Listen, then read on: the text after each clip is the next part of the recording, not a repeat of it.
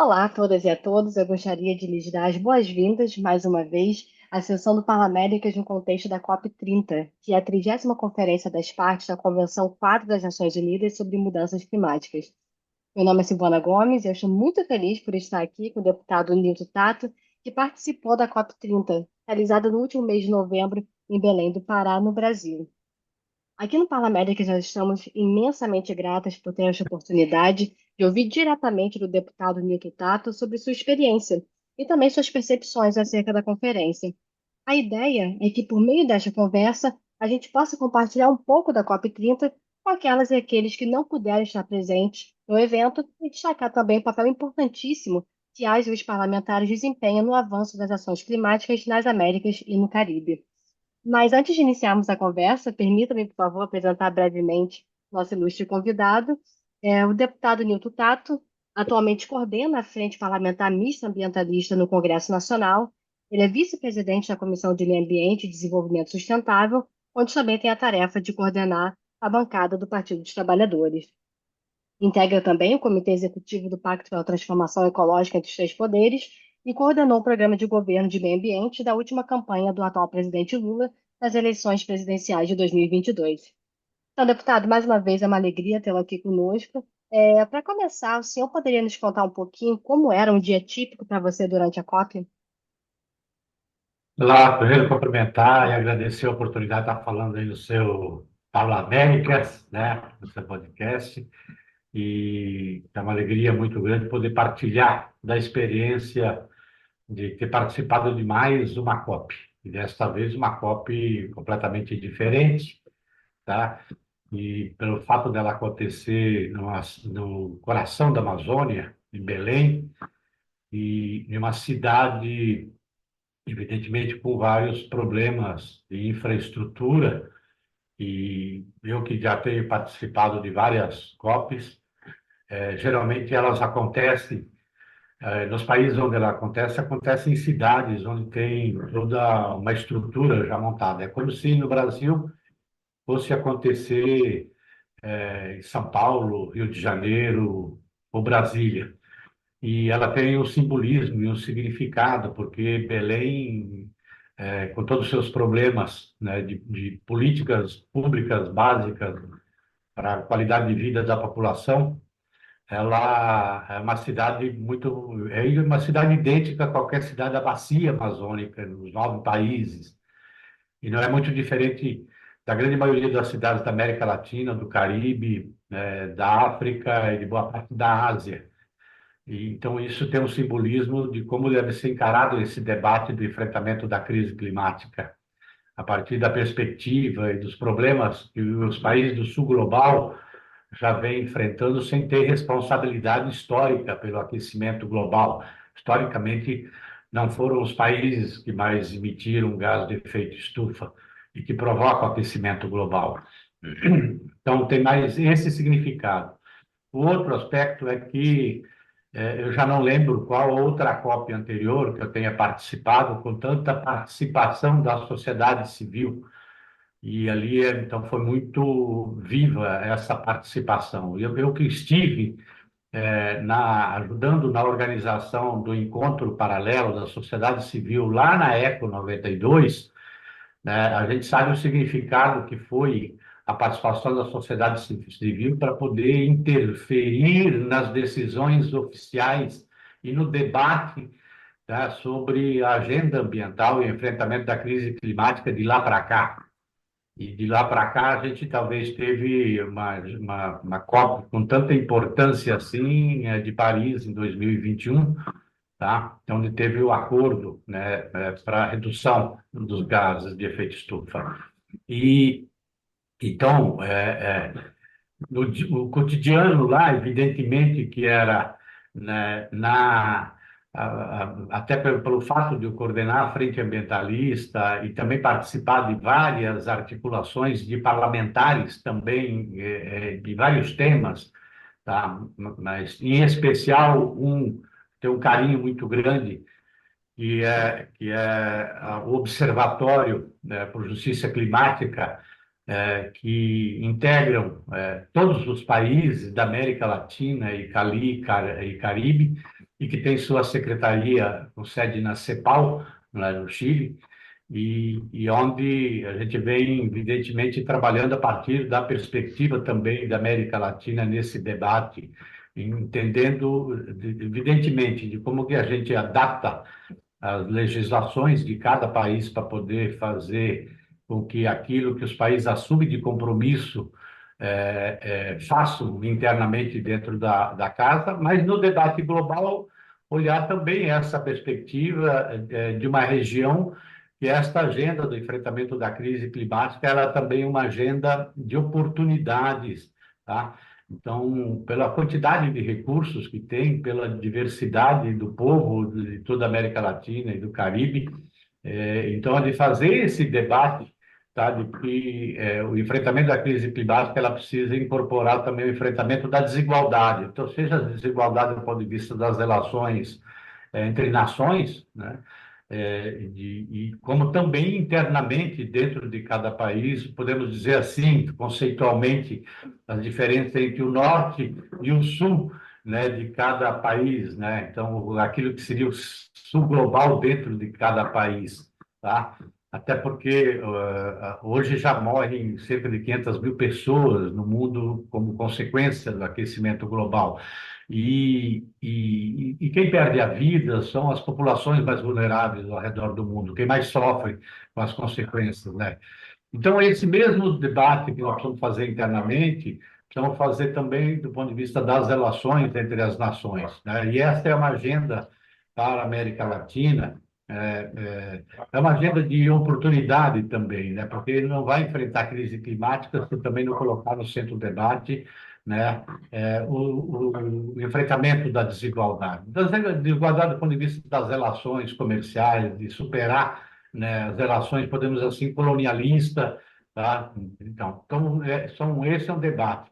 E ali, então, por isso que ali a gente se dividia nessa agenda, dentro da agenda oficial, podemos dizer assim, no espaço verde aberto, mas também nas quantidade de eventos e de atividades organizada pela COP do Povo, tá? Podemos dizer assim, tá? Onde você tinha representações da sociedade civil, dos movimentos populares, de ambientalistas, enfim, do mundo todo, tá? Então, foi a COP com a maior participação indígena, com a participação dos movimentos negros de forma extraordinária, da agricultura familiar, que eu senti uma ausência, né, nas outras conferências, então estavam lá presentes, né? Então, a agenda da gente ali foi, então, fazer, né, estar nesses diversos espaços, tá? Nesses diversos passos, e evidentemente com o papel que a gente tem de ajudar a fazer essa interação e ajudar, né, até como ponte, né, pelo papel que a gente tem, de ponte para poder levar um pouco o anseio da sociedade civil e desses setores da sociedade, né, dos movimentos populares, entendeu? Com aqueles que estão lá definindo e negociando, né, que não é fácil uma negociação no âmbito da ONU, né? Mas é de influenciar, como aconteceu lá em 92, de que a COP de Belém ela também teria essa oportunidade também de influenciar nesse debate. Não, perfeito. Esse ponto sobre a participação social massiva, que do jeito que foi, é realmente muito interessante. O senhor mencionou várias vezes a América Latina e Caribe, então eu vou pegar um pouquinho esse gancho. A COP ela é conhecida, né, por promover muitos intercâmbios bilaterais e também por reunir uma ampla agenda de eventos paralelos, como o senhor acabou de mencionar. Houve alguma conversa ou alguma sessão em particular que tenha se destacado para o senhor, especialmente no que diz respeito à região das Américas e do Caribe? Ela tem, vamos assim, do ponto de vista oficial, vamos dizer assim, tá, que é uma dificuldade, que acaba contemplando, é quando se estabelece ali, de forma muito concreta, no documento oficial, o reconhecimento do papel, né, para a proteção das florestas e do conhecimento tradicional tão importante para esse debate global, dos povos indígenas, populações tradicionais. Evidentemente que não é uma coisa específica para a América Latina e Caribe, tá? Evidentemente que nós estamos falando de todo os povos originários ao redor do mundo, tá? Mas talvez isso seja a coisa mais concreta, imaginar, entendeu? Quem é que alguns anos atrás imaginaria que num documento oficial no âmbito da ONU, acordado por 194 países, né? Porque os Estados Unidos não estava lá, mas estou falando assim, né, de forma consensual, este reconhecimento, né? É um reconhecimento político e que, tendo o reconhecimento político, ele se traduz também na concretude, do ponto de vista econômico, do papel de beber, né, da forma como tradicionalmente essas populações se relacionam e conservam a biodiversidade, as florestas, né? Então, esse eu acho que é uma questão fundamental que ela contempla, né, o papel da América Latina. Um outro aspecto também que vai um pouco nesta linha, tá? É quando você coloca também o reconhecimento de afrodescendentes. E aí não é uma coisa que é para o mundo todo, né? Ela tem uma expressão muito maior aqui para as Américas, né? Entendeu? Então em especial América Latina e Caribe, tá? Isso também está lá no documento oficial, tá? Então não é uma coisa simples você pensar, não é uma questão que está se colocada para todos os países, né? Estou falando assim, esse reconhecimento, né, do ponto de vista de direitos e de reconhecimento, né, do papel que tem para o enfrentamento de um problema que é global, né? Perfeito, excelente ponto. E pensando um pouco agora no futuro, quais ideias concretas, aprendizados ou outras conclusões tiradas da COP30 o senhor acredita que as e os parlamentares poderiam levar consigo e trabalhar para implementar em seus contextos nacionais ou também no âmbito do diálogo interparlamentar? Olha, uma coisa que é importante de a gente salientar isso aí é que você, no período pré-COP, tá? Teve que se fazer um exercício muito grande para fazer ela acontecer, entendeu? Quer dizer, com o anúncio da retirada dos Estados Unidos pelo governo Trump e trabalhando contra, podemos dizer assim, tá?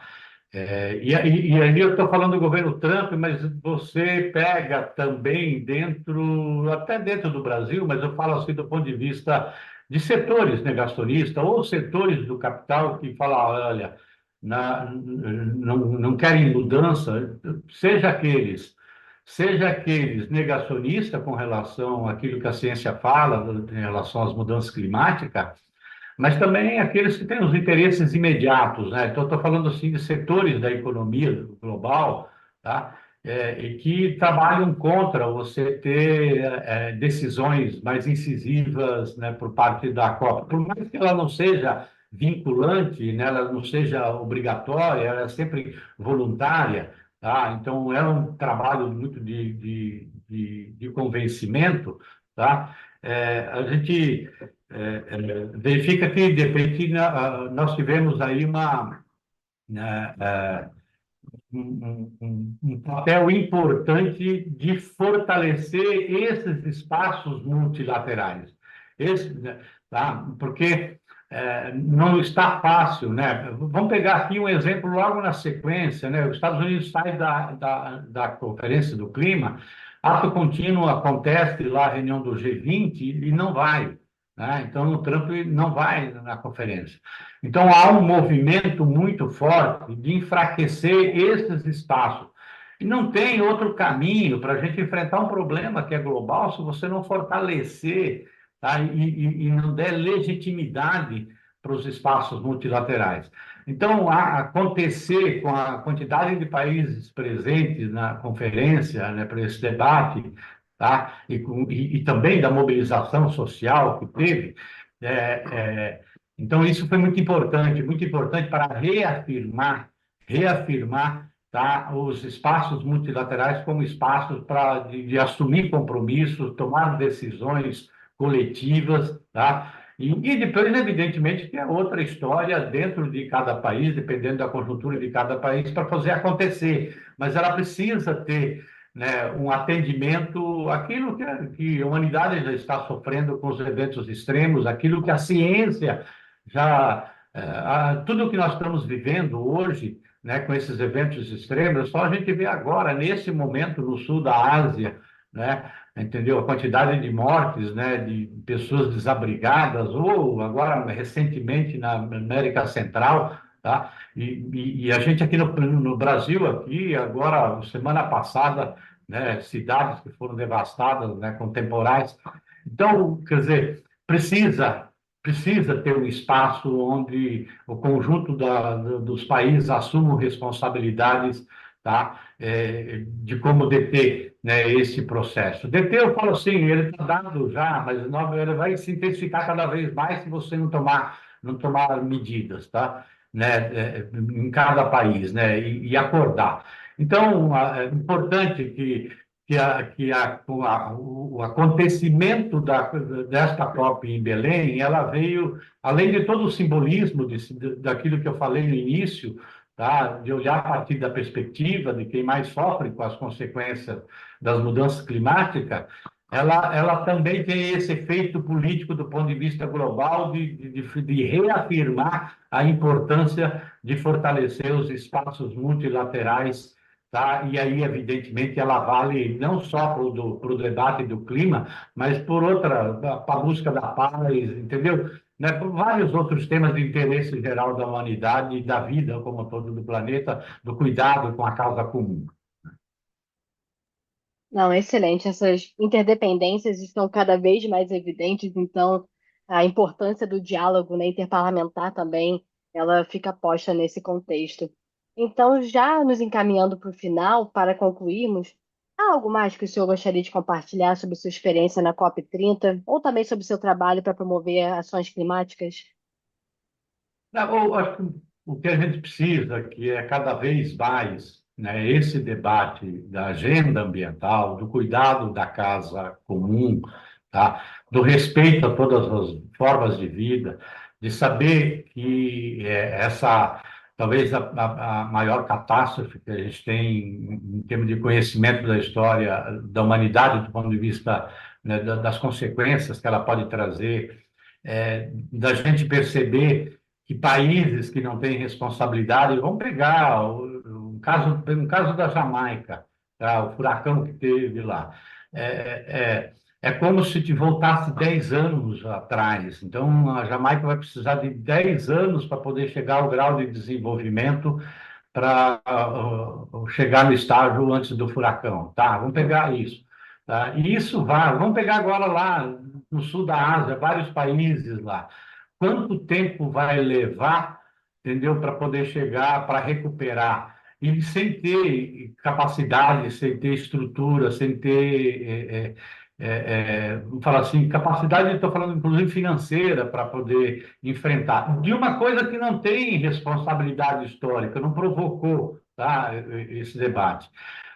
E aí, para isso, nós precisamos trazer esse debate também para o cotidiano do conjunto das populações nos países todos, para que esse tema do cuidado da casa, o cuidado com as gerações futuras, o cuidado com a biodiversidade, com as outras formas de vida, ela seja um fator importante do ponto de vista da decisão política. Eu falo, inclusive, assim, entendeu? Quando uma pessoa, um cidadão, qualquer país, vai votar, ela tem que, entendeu, ter consciência de que isso, porque isso afeta, entendeu, em todas as áreas, e afeta do ponto de vista econômico também, tá? Porque geralmente as pessoas votam muito mais por agenda econômica, tá? Mas elas precisam entender que as mudanças climáticas já estão afetando também as atividades econômicas, né? Então, a gente pode passar por situações muito piores do que. Estou falando do ponto de vista global, em cada país, tá? Daquilo que a gente já está vivendo hoje, tá? De acabar se tornando insuportável, né? A vida humana, estou falando, em determinadas regiões do planeta, tá? Então, na verdade, o recado final é de que é um debate que precisa estar no cotidiano, na preocupação de todos os cidadãos do mundo todo, para que isso possa influenciar na escolha, inclusive, dos seus representantes, seja no executivo, seja no legislativo, para entender de que precisamos mudar a forma como nós produzimos os bens e serviços que nós humanos, né, consumimos. tá? E mudar a própria nossa relação também com o consumo, tá? Porque é insustentável a vida e dessa forma, nas últimas décadas, ou podemos dizer assim, nos últimos 200 anos, na verdade, né, foi o período que a gente mais perdeu, né, espécies, eu estou falando da fauna, da flora, tá? E, então, isso nós precisamos interromper, entendeu, esse modelo, tá? E, evidentemente, ter uma agenda para a gente superar, fazer a transição energética, ter uma agenda, eu falo concreto, compromisso concreto, para a gente, entendeu, trabalhar para que um dia a gente não use mais combustíveis fósseis como o petróleo, e o carvão, tá? Mas isso aí precisa a sociedade, precisa, entendeu, os cidadãos influenciar nesse debate. Então, acho que eu tenho uma esperança muito grande, eu tenho uma esperança por aquilo que eu assisti em Belém, de aquilo vai influenciar o debate daqui para frente, da mesma forma como a Eco 92 ela teve uma capacidade de influenciar o debate, né, de trazer para o centro da agenda no global, né, o debate de enfrentamento da crise climática, a Conferência de Belém ela vai acertar esse rumo, acertar o rumo de como que deve ser, a partir da perspectiva principalmente de quem mais sofre com as mudanças climáticas. Obrigada por essas reflexões, e é sempre bom quando a gente consegue encerrar essa conversa sobre assuntos, né, tão decisivos para a humanidade com um tom esperançoso. Então, eu gostaria de te agradecer mais uma vez, deputado, por dedicar seu tempo e compartilhar também conosco suas reflexões, sobre a participação parlamentar na COP30. Foi especialmente valioso ouvi-lo comentar sobre o dia a dia, também sobre algumas perspectivas para a América Latina e para o Caribe. Ainda mais em se tratando de uma edição sediada não só em nosso hemisfério, mas particularmente no coração da Amazônia. Então, mais uma vez, muito obrigada a todos que se juntaram a nós hoje e até a próxima. Obrigado, parabéns pelo trabalho aí no Parla Américas e conte sempre com a gente nessa luta comum do cuidado da nossa casa comum. Obrigado.